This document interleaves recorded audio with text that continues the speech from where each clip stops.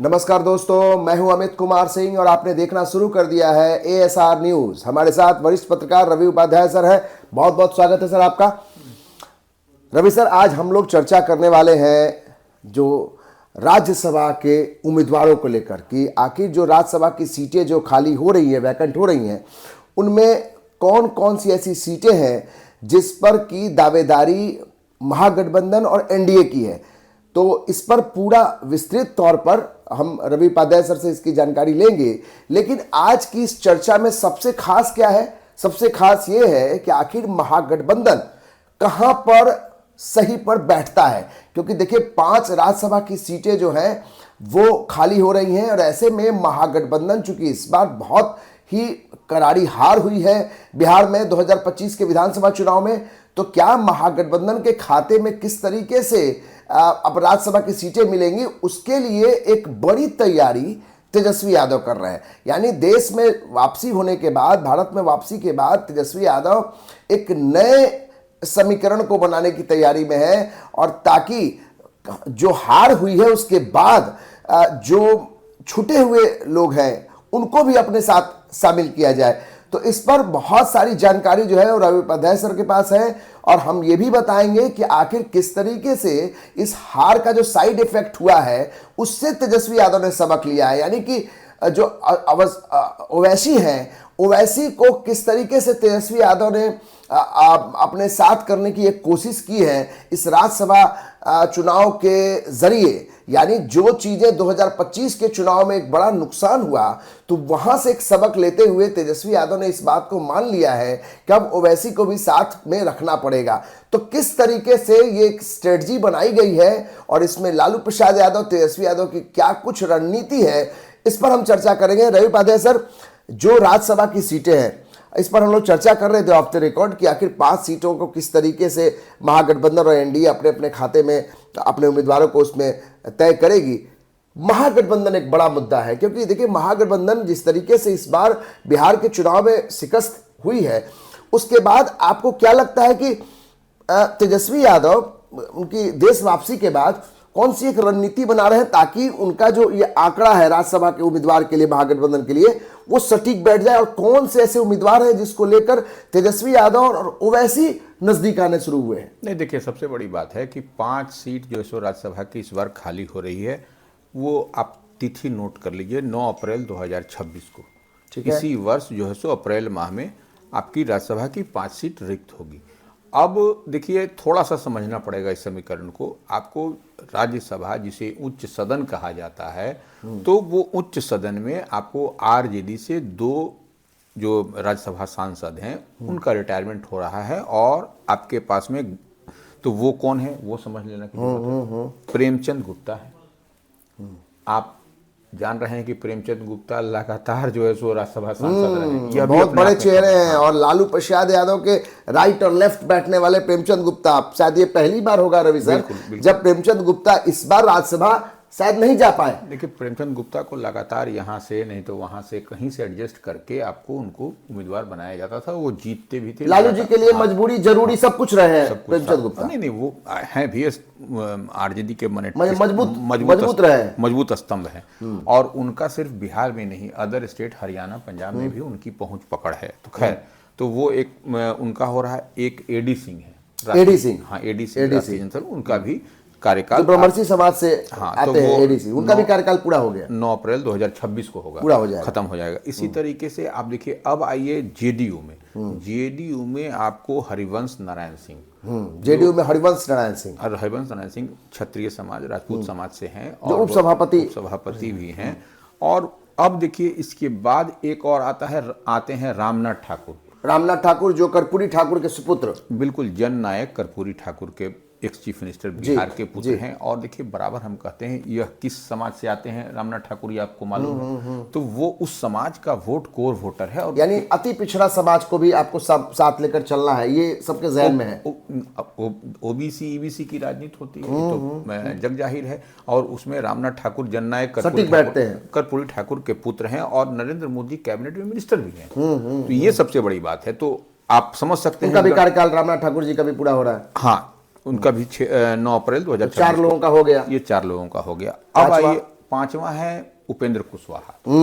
उपेंद्र कुशवाहा जो है राष्ट्रीय लोक मोर्चा के राष्ट्रीय अध्यक्ष हैं, पूर्व केंद्रीय मंत्री हैं, राज्यसभा के सांसद हैं, उनका भी कार्यकाल समाप्त हो रहा है। अब देखिए उपेंद्र कुशवाहा पर थोड़ा ये उपेंद्र कुशवाहा का है, नवादा से जो भारतीय जनता पार्टी ने सीट इस बार जीता, विवेक ठाकुर पूर्व केंद्रीय मंत्री डॉक्टर सीपी ठाकुर के पुत्र भारतीय जनता पार्टी से जीते। उनके कारण राज्यसभा से पहले वो थे तो उन्होंने सीट छोड़ा। उसके बाद से भारतीय जनता पार्टी ने उपेंद्र कुशवाहा को उनको उम्मीदवार बनाया और जो है सो वो बने 27 अगस्त 2024 को। ठीक है, तो ये उनका भी कार्यकाल आपको अप्रैल में खत्म हो जाएगा। अप्रैल में खत्म हो जाएगा। यानी जो 5 चेहरे हैं जिनके बारे में रवि उपाध्याय सर कह रहे हैं, उसमें सबसे पहला नाम प्रेमचंद गुप्ता, जो लालू प्रसाद यादव के राइट लेफ्ट हैंड रहे हैं, काफी मजबूत पकड़ आरजेडी में और हमेशा से वो ऊपरी सदन में वो रहे हैं, गाहे बगाए कैसे भी हो लेकिन वो रहे हैं। दूसरा नाम एडी सिंह, एडी सिंह भी आरजेडी कोटे से, महागठबंधन के कोटे से, उनका भी कार्यकाल पूरा हो रहा है। तीसरा नाम रवि उपाध्याय सर ने कहा उपेंद्र कुशवाहा। उपेंद्र कुशवाहा बहुत बड़ा चेहरा है, उपेंद्र कुशवाहा का कार्यकाल पूरा हो रहा है, यानी तीसरा। चौथा नाम जो है आप जिक्र कर रहे थे जो बीजेपी के के नहीं, राम, देखिए प्रेमचंद गुप्ता। चौथा नाम जो है वो रामनाथ ठाकुर जी का है, बिल्कुल, जो जेडीयू जननायक कर्पूरी ठाकुर जी के सुपुत्र हैं, जो केंद्र में मंत्री भी हैं नरेंद्र मोदी सरकार में।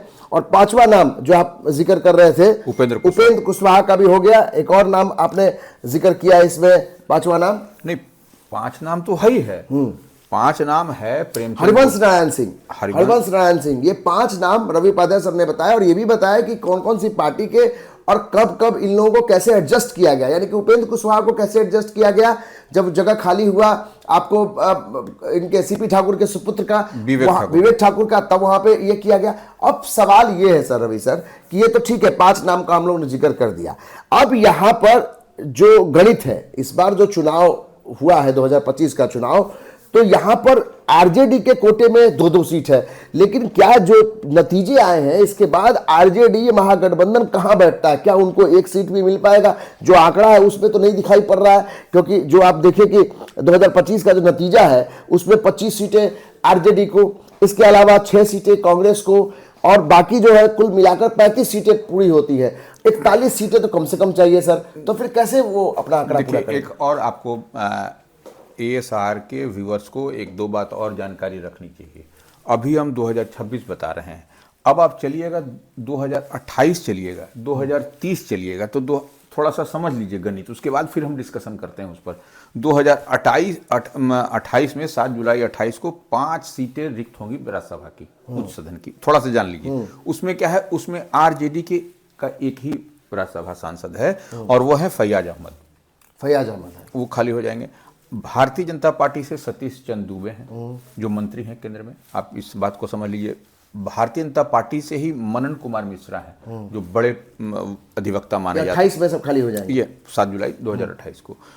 शंभू शरण पटेल भारतीय जनता पार्टी से, जेडीयू से खीरू महतो जो बहुत चौंकाने वाला चेहरा झारखंड वाले, हाँ, तो उनको जो जेडीयू में उनका भी रिक्त हो जाएगा। तो ये आपको दिखाई पड़ रहा है। 26 से लेकर 28 तक का पूरा आंकड़ा बता दीजिए कि किस तरीके से ये जो है सो कौन कौन लोग ये हो जाएंगे, ये आपको कार्यकाल उनका पूरा हो जाएगा। तो ये आप समझ लीजिए, आपको 5 सीट जो है सो 7 जुलाई 2018 को राज्यसभा से रिक्त होगी, उसमें 1 सीट राजद का भी खत्म हो जाएगा 28 में। आपके पास में संख्या बल नहीं है, इसलिए आप राज्यसभा नहीं भेज पाइएगा।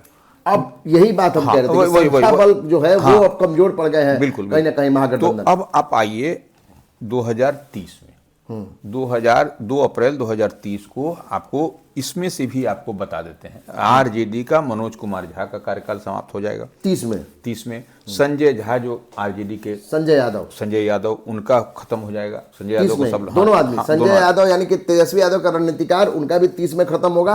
और मनोज झा जो तेजस्वी यादव के राइट हैंड माने जाते हैं, उनका भी 30 में पूरा हो जाएगा। और यह तो आपको दिखाई पड़ रहा है आरजेडी का हम बताएं, लेकिन अब आप समझ लीजिए कि 2030 में कांग्रेस के अखिलेश प्रसाद सिंह का भी समाप्त। अच्छा, यानी जो अखिलेश प्रसाद सिंह को कहा जाता है कि लालू यादव के सबसे विश्वस्त माने जाते हैं, और लालू यादव के प्रयास से ही अखिलेश प्रसाद सिंह को राज्यसभा भेजा गया था। अब अखिलेश प्रसाद सिंह का कार्यकाल जो है आप भी जान लीजिए कि 30 में, यानी कि 2030 में उनका ही पूरा हो जाएगा। इसको ऐसे समझ लिया जाए कि 2030 तक आरजेडी का सुपड़ा साफ हो जाएगा उच्च सदन राज्यसभा में। तो यानी कि 26 से लेकर 30 के बीच में 4 सालों के बीच में आरजेडी जिस तरीके का परफॉर्मेंस रहा है 25 में विधानसभा चुनाव का, अब जिस तरीके से आंकड़ों में बहुत पिछड़ता हुआ दिखाई पड़ रहा है, और जैसे जैसे 28 में और 30 में जो उनके जो राज्यसभा सांसद है उनकी जगह जब खाली होगी तो फिर ये जो उनके पास जो समीकरण है, जो रिजल्ट है, उसके हिसाब से पूरा नहीं कर पाएंगे, यानी कि पूरा सुपड़ा साफ हो जाएगा। देखिए, अब इसमें थोड़ा सा गणित को समझने की जरूरत है। अब जो हम बताना चाह रहे हैं विधानसभा का जो गणित है उसको समझिए, और कैसे क्यों हम कह रहे हैं इसको भी समझिए। तो ये देखिए 41 वोट चाहिए होता है, 41 वोट चाहिए एक राज्यसभा का मेंबर के लिए। हाँ, एक राज्यसभा के सदस्य के लिए 41 वोट चाहिए। तो इस बार जो हम बात कर रहे हैं 9 अप्रैल 2026 को जिनका कार्यकाल खत्म होगा और फिर अप्रैल में ही आपको ये चुनाव होगा राज्यसभा का, तो उसमें आपको यह लोचा है यहाँ पर। अच्छा, कहाँ से लाइएगा 41? आखिर आप कहाँ से मेंबर लाइएगा, विधानसभा सदस्य कहाँ से लाइएगा 41? देखिए, आपके पास आंकड़ा 35 का ही। देखिए यहाँ पर दिक्कत क्या और परेशानी क्या है। भारतीय जनता पार्टी के पास भी 202 का निश्चित रूप से आंकड़ा उसके पास में है, लेकिन वह गणित जो होना चाहिए 41 वह नहीं पूरा हो रहा है, इसलिए 5 सीट, 5वां सीट वह भी नहीं ले पाए, यानी 3 सीट उनको नहीं, 4 सीट वो एनडीए फोल्ड से 4 सीट लौटे मिलेगी, रिटेन करेगा 4 सीट ये लोग, 4 सीट मिलेगा, लेकिन 5वां में 3 का पेज फंस जाएगा। नहीं, 5वां में 1 सीट, 3 नंबर का 3 नंबर का पेज फंस जाएगा। 3 नंबर, यानी अगर आप अगर 202 को जोड़िए 41 से 5 से अगर आप मल्टीपल कीजिए तो आपको कम से कम 205 सीटें चाहिए, लेकिन आपको 202 सीटें आ रही हैं, तो आप 4 सीटें तो आपकी राज्यसभा की तय है कि बीजेपी एनडीए के पास रहेगी। बीजेपी 3 कम। 5वां जो है, 5वां में ही सारा दांव आरजेडी और महागठबंधन लगा सकती है। अब वो कैसे लगाएगी, क्योंकि आंकड़ा तो कमजोर है। देखिए वही कह रहे हैं। तो अब इसमें देखिए अब गणित का खेल हो गया। अब जो तेजस्वी यादव के पास में या आरजेडी के पास में जो ओवैसी की पार्टी AIMIM, आपने देखा भी था विधानसभा इस बार के आम चुनाव से पहले राबड़ी आवास के बाहर जो 10 सर्कुलर रोड है वहां पर जाकर के अख्तरुल इमाम उनके प्रदेश अध्यक्ष के साथ में तमाम लोग गए थे, और दरवाजा खोल नहीं तो खुलेगा तेरा पोल का गाना वहां पर ये अच्छा माहौल बना था। हाँ, माहौल बना था। तो वो उस समय इन लोग साथ में अलायंस नहीं कर पाए थे, नहीं हुआ था अलायंस, जिस कारणों से जैसे भी हो। लेकिन अब अगर यदि उच्च सदन राज्यसभा में किसी को भेजना है तो आपको साथ में आना पड़ेगा, और नहीं आइएगा तो फिर आपका चला जाएगा राज्यसभा की। जो जानकारी मिल रही है, जो रवि उपाध्याय सर जो गणित समझा रहे हैं और बताने की कोशिश कर रहे हैं, दरअसल तेजस्वी यादव और लालू प्रसाद यादव इसी को लेकर मंथन कर रहे हैं। लालू प्रसाद यादव चाहते थे कि ओवैसी को लिया जाए, उनकी पार्टी को 2025 के चुनाव में लिया जाए, और देखिए उसका कितना बड़ा खामियाजा आरजेडी को और महागठबंधन को भुगतना पड़ा। कांग्रेस भी चाहती थी कि ओवैसी को ले लिया जाए, लेकिन तेजस्वी यादव ने वीटो लगा दिया था कि ओवैसी को, हम ओवैसी की पार्टी को नहीं ले गए, क्योंकि उनको लगता था कि ये बीजेपी के एक तरह से टीम बी की तरह से काम कर सकते हैं। लेकिन वही ओवैसी, वही AIMIM जो है, अब वो तेजस्वी यादव के नजदीक आना शुरू कर दिए हैं, और तेजस्वी यादव ने भी हरी झंडी लगभग दे दी है।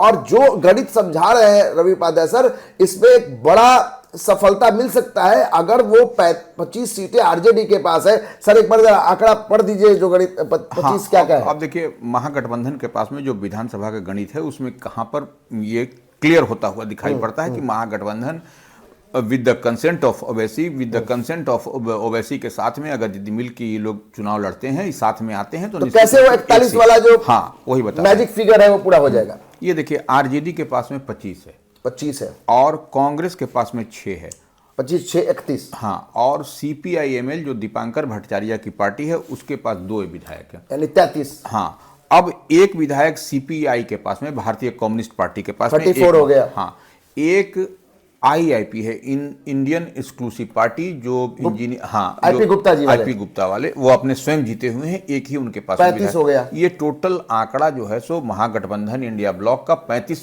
पूरा हो रहा है, 35 हुआ है। अच्छा, अब लेकिन चाहिए हमको 41, तो अब 6 शेष है, 6 शेष है। तो अब 6 शेष के लिए आपको एक सीट बहुजन समाज पार्टी जो मायावती की जो हाथी पर सवार एक विधायक है, एक विधायक है, वह जो है 36 हो गए। 36 हो गए। अब ओवैसी की पार्टी, बैरिस्टर ओवैसी की जो पार्टी है AIMIM, उनके पास 5 विधायक। बस यही 5 जो है, जो आपका मैजिकल आंकड़ा है, यानी 41 को पूरा करने के लिए हर हाल में, यानी जिन तेजस्वी यादव ने ओवैसी की पार्टी को अपने 2025 के चुनाव में दूरी बनाई, आज मजबूरी कहिए, जरूरी कहिए, ओवैसी बन गए हैं। और ओवैसी की पार्टी के पास 5 विधायक है, बहुत महत्वपूर्ण है। अगर राज्यसभा में आरजेडी का कोई अगर सदस्य पहुंचेगा तो वो ओवैसी के ही बैसाखी पर पहुंचेगा। यानी ओवैसी की पार्टी जो है AIMIM, उनके 5 विधायक कितने कारगर साबित हो सकते हैं, जो रवि उपाध्याय सर बता रहे हैं। यानी अगर बीएसपी को मिला भी दिया जाए तो 36 होते हैं, 5 शेष है। वही 5 विधायक जो AIMIM के हैं, वो अगर मिल जाते हैं तो फिर वो आंकड़ा पूरा हो जाएगा। यानी 2 जो रिक्त हो रहे हैं अप्रैल में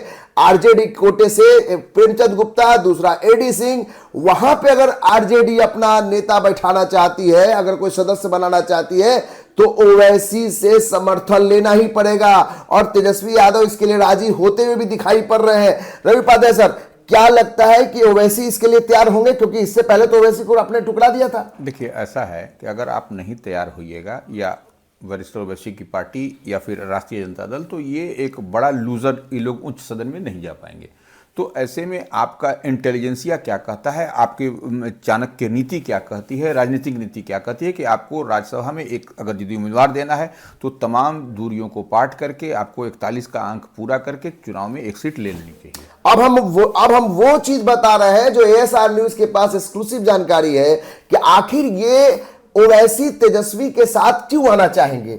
आखिर कौन सा ऐसा कैंडिडेट है जिसके लिए तेजस्वी यादव भी तैयार है और ओवैसी भी तेजस्वी यादव के नजदीक आ सकते हैं? वो कौन सा कैंडिडेट है सर, जिसके बारे में हम लोग चर्चा करने वाले हैं? देखिए, सबसे बड़ी बात है, जो पॉलिटिकल कॉरिडोर में चर्चा है, जो अंदर खाने में चर्चा है, और ये रिलेबल सोर्सेज से पता चल रहा है कि हेना साहब, जो मरहूम शहाबुद्दीन हैं, राष्ट्रीय जनता दल के बड़े और कद्दावर चेहरे, उनकी पत्नी को, हेना साहब को, इस बार राज्यसभा भेजने की तैयारी में है। हिना साहब, जो मोहम्मद शहाबुद्दीन जो मरहूम है, उनकी धर्मपत्नी और उनकी बेगम। सबसे महत्वपूर्ण है कि हिना साहब को ही क्यों?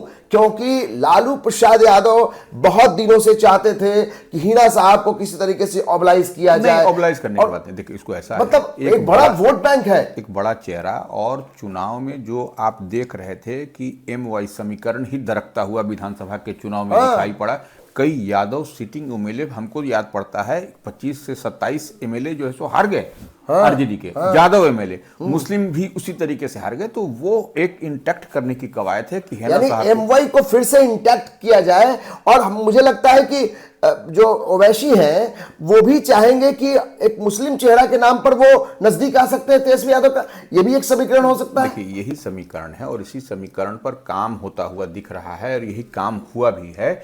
और इसी लिहाज से आपको ओवैसी की पार्टी का समर्थन भी धराएगा, और इसमें कहीं कोई दो मत नहीं कि 41 का आंकड़ा पुर रहा है, 41 आपके पास में है, तो एक राज्यसभा की सीट आप भेजिएगा, आपके तरफ से जाएंगे। और ये एनडीए के लिए, देखिए यही एनडीए यहां पर मात खाएगा। 5 सीट था, 5 में से 4 उनको मिलेगा, 1 सीट उनके पाले से निकलेगा, तो ये एनडीए के लिए सरदर्द होगा। यानी जो 3 सीटें कम आई इस बार 2025 के चुनाव में, वो अब सिरदर्द बनने लगा है। अगर ये 3 सीटें बढ़ जाती एनडीए को तो शायद खाता भी नहीं खुलता तेजस्वी यादव और महागठबंधन का राज्यसभा में इस बार। लेकिन ये जो 3 सीटें हैं, यानी 3 जो विधायकों की कमी के कारण आज तेजस्वी यादव को एक मौका मिल गया है कि राज्यसभा में जो सीटें खाली हो रही हैं वहां पर अपने उम्मीदवार को एक बनाया जाए। और उसमें हिना साहब का नाम आगे करके तेजस्वी यादव ने एक कोशिश जरूर की है। जो अंदर खाने में खबर है कि तेजस्वी यादव चाहते हैं कि हिना साहब के नाम पर ओवैसी जो है वो जरूर तेजस्वी यादव के साथ खड़े रहेंगे। और इस बात की चर्चा जोरों पर है। जो अंदर खाने में हमारे पास खबर है, जो आरजेडी के अंदर के सोर्सेज बता रहे हैं कि हिना साहब के नाम पर सब लोग तैयार हैं, कांग्रेस भी मना नहीं करेगी, जो ओवैसी है वो भी मना नहीं करेगी कि भाई एक मुस्लिम चेहरा है। और अगर आप MY के दम पर 2030 के चुनाव में, 2029 के लोकसभा चुनाव में जाएंगे तो फिर आपको मुसलमानों को ये बताना पड़ेगा, उस समाज को बताना पड़ेगा कि भाई आपके कौन से चेहरे को उच्च सदन में पहुंचाया गया है। तो कहीं ना कहीं एक मास्टर स्ट्रोक हो सकता है तेजस्वी यादव का, जिस तरफ आप इशारा कर रहे हैं कि एनडीए के लिए बहुत बड़ा सिरदर्द बन गया है।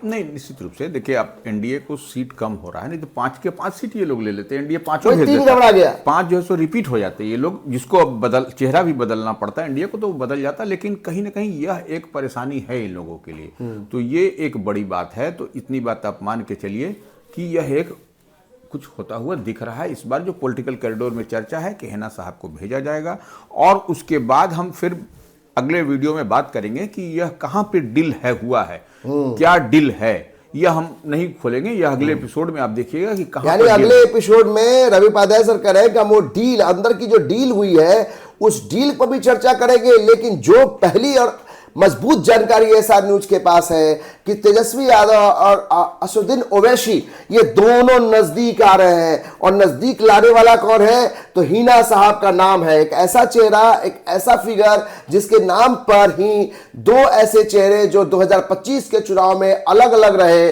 जिसका खामियाजा भुगतना पड़ा महागठबंधन को। ओवैसी बार बार कह रहे थे, उनकी पार्टी के लोग बार बार जाकर 10 सर्कुलर रोड पर एक तरीके से रिक्वेस्ट कर रहे थे, लालू यादव भी तैयार थे, लेकिन तेजस्वी यादव किसी कारणवश तैयार नहीं हुए। लेकिन अब जो रवि उपाध्याय सर गणित समझा रहे हैं उसके हिसाब से हिना साहब बहुत सटीक बैठती है, और यहां हिना साहब को अगर आगे करके तेजस्वी यादव ओवैसी को नजदीक कर रहे हैं तो ये एनडीए के लिए एक बड़ा सिरदर्द है। क्योंकि 2029 और 30 में तेजस्वी यादव इस प्रयोग के साथ अगर ओवैसी के साथ उतरते हैं, अगर यहां पर जो प्रयोग सफल हो जाता है उसके साथ अगर उतरते हैं तो फिर MY बहुत ज्यादा मजबूत दिखाई पड़ेगी। तो ये साफ तौर पे लगता है कि जिस तरीके से राज्यसभा के उम्मीदवारों को लेकर जो हमारे पास जो इनपुट्स हैं, जो रवि उपाध्याय सर ने बताई, उनपे बहुत कुछ जो है वो सच सच दिखाई पड़ता है। और जिस तरीके के हमारे पास सोर्सेज है एएसआर न्यूज के पास, उससे साफ दिखाई पड़ता है कि एक ऐसा चेहरा, एक ऐसा फिगर जिसके जरिए तेजस्वी यादव और ओवैसी एक साथ आ रहे हैं। नहीं, इसको ऐसे देखिए, आ रहे हो तो यह जो समीकरण बन रहा है इसके राजनीतिक परिणाम दूर तक आपको सुनाई पड़ेगा। वही तो 2029 का बोल रहे हैं, वही आने वाले समय में यह एक बहुत बड़ा माने ये प्लान है, इन लोगों मास्टर प्लान है। हाँ, और ये प्लान तेजस्वी यादव ने किया है। ये देश में लौटते के साथ उनको लगा है कि राज्यसभा का जो उम्मीदवारी है यहीं पर एक डैमेज को कंट्रोल किया जाए। नहीं, यहीं पर से बढ़त भी दिखाई पड़ेगी, बढ़त भी दिखाई पड़ेगी। यहीं से जो चुनाव में हार हुई महागठबंधन इंडिया ब्लॉक को, तो ये गेम चेंजर भी साबित होगा, गेम चेंजर भी साबित हो सकता है। और ये भी बात है कि जो डैमेज हुआ ओवैसी के कारण सीमांचल के इलाकों में बहुत डैमेज हुआ, तो जो डैमेज हुआ उसको कंट्रोल किया जा सकता है। और इसको पाटने का, यानी डैमेज को पाटने की काम जो है वो मोहम्मद शहाबुद्दीन की धर्मपत्नी कर सकती है, यानी हिना साहब अगर सामने आती है तो हो सकता है ये चीज। तो यानी बड़ी जानकारी है जो रवि उपाध्याय सर दे रहे हैं कि 41 का जो मैजिकल आंकड़ा है वो महागठबंधन कैसे छुएगी, कैसे वो अपने आप को फिर से एकजुट करेगी, उसमें ओवैसी का साथ लेना बहुत जरूरी है। और ओवैसी अगर साथ में आ गए तो फिर ये भी तय है कि इस बार के जो राज्यसभा का जो चुनाव होना है उसमें आरजेडी यानी महागठबंधन का भी एक चेहरा मजबूती से रहेगा। तो ये एएसआर न्यूज पर एक खास मुद्दा जिस पर हम लोग चर्चा कर रहे थे, आपको कैसा लगा जरा कमेंट बॉक्स में लिखकर बताइए। साथ में एएसआर न्यूज को आप सब्सक्राइब कीजिए, लाइक कीजिए और शेयर कीजिए। और कैसा प्रोग्राम आपको लगा और क्या कुछ नए सुझाव है कमेंट बॉक्स में लिख के बताइए। बहुत बहुत धन्यवाद, शुक्रिया, जय हिंद।